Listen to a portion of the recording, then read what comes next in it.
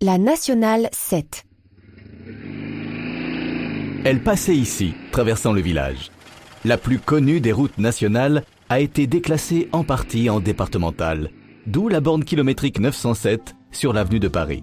Route des vacances qui traverse la Bourgogne et la Provence, qui fait de Paris... La route des vacances, chantée par Charles Trenet, 996 km exactement. Celle qu'on appelait la route bleue, reliait Paris à la Côte d'Azur.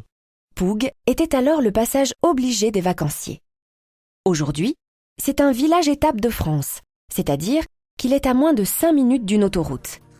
Il n'y a donc pas de raison de se priver d'une halte à Poug.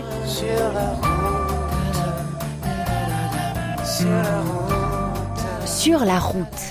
Richard Hortinski en a fait une raison de vivre.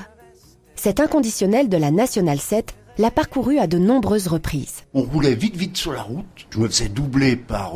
il y avait des Porsche, des voitures sportives comme ça. Elles pouvaient rouler à plus de 200 à l'heure. Et puis quand on tombait en ville, bien sûr je les rattrapais, il y avait des embouteillages, il y avait toujours des embouteillages. Et puis on leur faisait un petit coucou en ville. Alors tu vois, je t'ai rattrapé, hein. Et puis, bon, on va boire un coup. Allez, on les connaissait pas, les gens, hein. Et on allait boire un coup dans le bled. Et puis après, on faisait conversation avec les patrons du bistrot et les autres gens du pays qui étaient là. C'était ça, pour moi, la belle époque qu'on retrouve pas aujourd'hui, forcément, quand on est sur l'autoroute.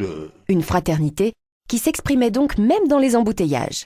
C'était inévitable à Poug. On savait que c'était comme ça. Toute une vie se créait avec ou grâce à ces embouteillages, avec les commerçants du coin. Les gens, ils s'arrêtaient, ils savaient qu'ils étaient bloqués pendant une demi-heure, une heure. Ils allaient boire un coup au bistrot, ils allaient à l'épicerie.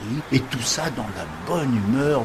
C'est quand qu'on arrive ? Et pour occuper les enfants, on jouait avec les panneaux publicitaires ou avec le bibendum Michelin, présent le long de la route devant les stations-service. À un peu plus de 200 km de Paris, Poug était donc une étape agréable pour faire une première pause, se restaurer ou même passer la nuit. Nationale 7, il faut l'apprendre qu'on aille à Rome à 7, que l'on soit 2, 3, 4, 5, 6 ou 7, c'est une route qui fera 7. Mais encore fallait-il réussir à bien négocier les virages de Poug. Ils étaient tellement réputés que des rallyes y étaient organisés comme le Paris-Saint-Raphaël. Des virages qui ont été fatales à Renée Friedrich, une jeune pilote automobile décédée en 1932 à Poug au volant de sa Delage